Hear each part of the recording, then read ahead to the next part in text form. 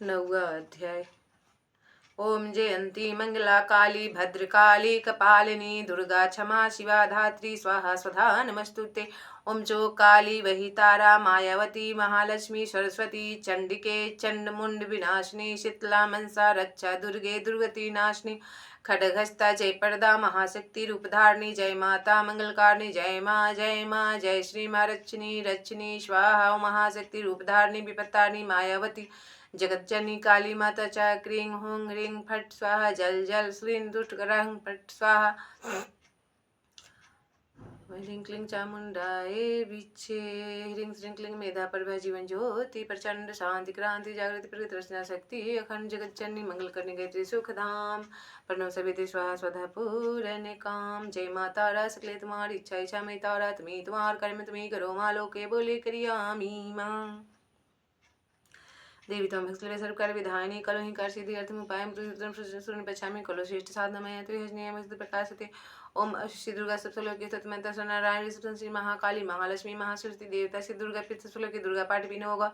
ओम ज्ञानी नाम पिचतांसी देवी भगवती सुरत किस्मोहाय महामाया प्रचति दुर्गे समृता स्मृति में जंतु स्वस्थ समृता मति मत स्वयं दुख भय हारिणी का तदन्य सुरगत सदा दर्शिता श्रीमंगल मांगले शिवे सर्वा साधके शरणते के गौरी नारायणी नमस्तुते शरणागति नर्पित्राण प्रायणी सर्वशाति हृदय नारायणी नमस्तुते सर्वस्वरूपे सर्वशेष शक्ति स्वामिन्ते भयविस्त्राहिनो देवी दुर्गे देवी नमस्तुते रोगांशान पहंसी तुष्टारूपचातुकमान सकलानविष्टान तमाशितानम न विप्रं तमाशिता हर्षं सवर्धा प्रसन्नं तत्श्री में तुकर्बरी विनाशनम। मैं अर्धनारीश्वर के श्री विग्रह की निरंतर का शरण लेता हूँ। उसका वर्ण बंधुक पुष्प और स्वर्ण के समान रक्त पित्त मिश्रित है। वह अपनी भुजाओं से सुंदर अक्षमाला पास अंकुश और वरद मुद्रा धारण करता है। अर्धचंद्र उसका आभूषण है तथा वह तीनों नेत्रों से सुशोभित है। राजा ने कहा, भगवान आपने रक्त बीज के वध से संबंध रखने वाला देवी चरित्र का यह अद्भुत महात्म्य मुझे बतलाया। अब रक्त बीज के मारे जाने पर अत्यंत क्रोध में भरे हुए शुंभ और निशुंभ ने जो कर्म किया उसे मैं सुनाता हूँ। तब ऋषि कहते हैं, राजन, युद्ध में रक्त बीज तथा अन्य दैत्यों के मारे जाने पर शुंभ और निशुंभ क्रोध की सीमा न रही। अपनी विशाल सेना इस प्रकार मारी जाती देख निशुंभ अमरस में भरकर देवी की ओर दौड़ा। उसके साथ असुरों की प्रधान सेना थी। उसके आगे पीछे तथा पार्श्व भाग में बड़े बड़े असुर थे जो क्रोध से ओठ चबाते हुए देवी को मार डालने के लिए आए। महापराक्रमी शुंभ भी अपनी सेना के साथ मातृगणों से युद्ध करके क्रोधवश चंडिका को मारने के लिए आ पहुंचा। तब देवी के साथ शुंभ और निशुंभ का घोर संग्राम छिड़ गया। वे दोनों दैत्य मेघों की भांति बाणों की भयंकर वृष्टि कर रहे थे। उन दोनों के चलाए हुए बाणों को चंडिका ने अपने बाणों के समूह से तुरंत काट डाला और शस्त्र समूहों की वर्षा करके उन दोनों दैत्य पतियों के आगे अंगों में भी चोट पहुंचाई। तब निशुंभ ने तीखी तलवार और चमकती हुई ढाल लेकर देवी के श्रेष्ठ वाहन सिंह ने मस्तक पर प्रहार किया। अपने वाहन को चोट पहुंचाने पर देवी ने क्षुप्र नामक बाण से निशुंभ को श्रेष्ठ तलवार तुरंत ही काट डाली और उसकी ढाल को भी, जिसमें 8 चांद जरे थे, खंड खंड कर दिया। ढाल और तलवार के कट जाने पर उस असुर ने शक्ति चलाई, किंतु सामने आने पर देवी ने चक्र से उसके भी 2 टुकड़े कर दिए। अब तो निशुंभ क्रोध से जल उठा और उस दानव ने देवी को मारने के लिए शूल उठाया, किंतु देवी ने समीप आने पर उसे भी मुक्के से मारकर चूर्ण कर दिया।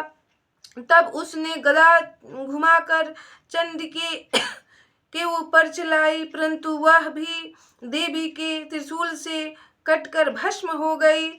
तदंतर दैत्यराज निशुंभ को फरसा हाथ में लेकर आते देख देवी ने बाण समूहों से घायल कर धरती पर सुला दिया। तब उस भयंकर पराक्रमी भाई निशुंभ के धराशायी हो जाने पर शुंभ को बड़ा क्रोध हुआ और अंबिका का वध करने के लिए वह आगे बढ़ा। रथ पर बैठे बैठे ही उत्तम आयुधों से सुशोभित अपनी बड़ी बड़ी 8 अनुपम भुजाओं से समूचे आकाश को ढक कर वह अद्भुत शोभा पाने लगा। तब उसे आते देख देवी ने शंख बजाया और धनुष की प्रत्यंचा का भी अत्यंत दुस्सह शब्द किया। साथ ही अपने घंटे के शब्द से जो समस्त दैत्य सैनिकों का तेज नष्ट करने वाला था, संपूर्ण दिशाओं को व्याप्त कर दिया।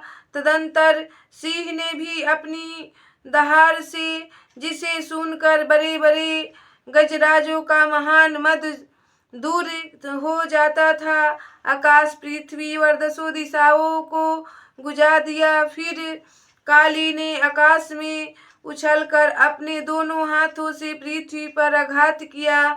उससे ऐसा भयंकर शब्द हुआ जिससे पहले के सभी शब्द शांत हो गए। तत्पश्चात शिवदूती ने दैत्यों के लिए अमंगलजन अट्टहास किया। इन शब्दों को सुनकर समस्त असुर थर्रा उठे, किंतु शुंभ को बड़ा क्रोध हुआ।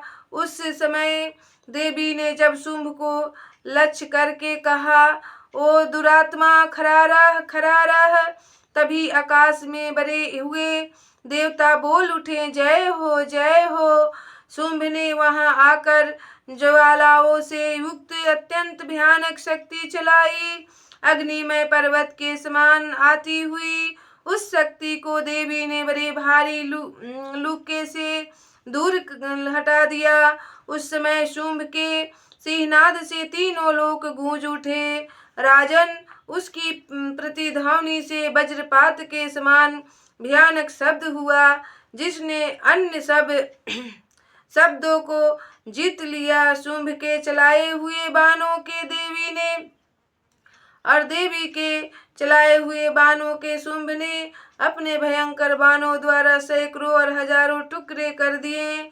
तब क्रोध में भरी हुई चंडिका ने शुंभ को शूल से मारा। उसके आघात से मूर्छित हो वह पृथ्वी पर गिर पड़ा।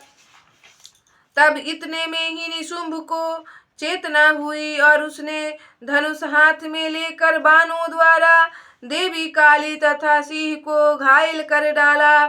फिर उस दैत्यराज ने 10,000 बाहें बनाकर चक्रों को प्रहार से चंडिका को आच्छादित कर दिया। तब दुर्गम पीड़ा का नाश करने वाली भगवती दुर्गा ने कुपित होकर अपने बाणों से उन चक्रों तथा बाणों को काट गिराया। यह देख निशुंभ दैत्य सेना के साथ चंडिका का वध करने के लिए हाथ में गदा ले बड़े वेग से दौड़ा। उसके आते ही चंडी ने तीखी धार वाली तलवार से उसकी गदा को शीघ्र ही काट डाला। तब उसने शूल हाथ में ले लिया। तब देवताओं को पीड़ा देने वाली निशुंभ को शूल हाथ में लिए आते देख चंडिका ने वेग से चलाए हुए अपने शूल से उसकी छाती छेद डाली। शूल से विदीर्ण हो जाने पर उसकी छाती से एक दूसरा महाबली एवं महापराक्रमी पुरुष खड़ी रह कहता हुआ निकला। उसे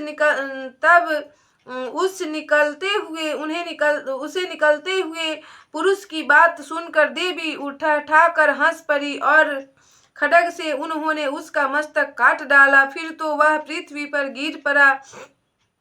तदंतर सिंह अपनी दाढ़ों से असुरों की गर्दन कुचलकर खाने लगा। यह बड़ा भयंकर दृश्य था। उधर काली तथा शिवदूती ने भी अन्यान दैत्यों का भक्षण आरंभ किया।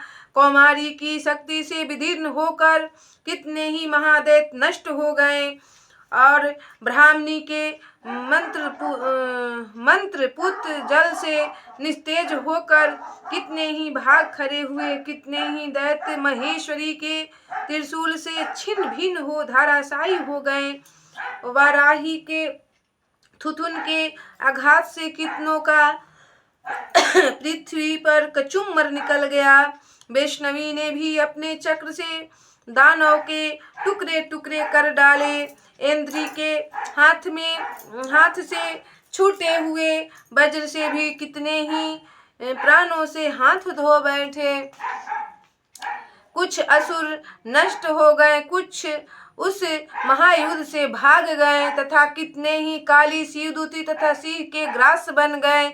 इस प्रकार श्री मार्कंडेय पुराण में सर्वानिक मनवंतर की कथा के अंतर्गत देवी महात्म्य निशुंभ वध नामक 9वां अध्याय पूरा हुआ। बोलिए सच्चे दरबार की जय, मैया भवानी की जय।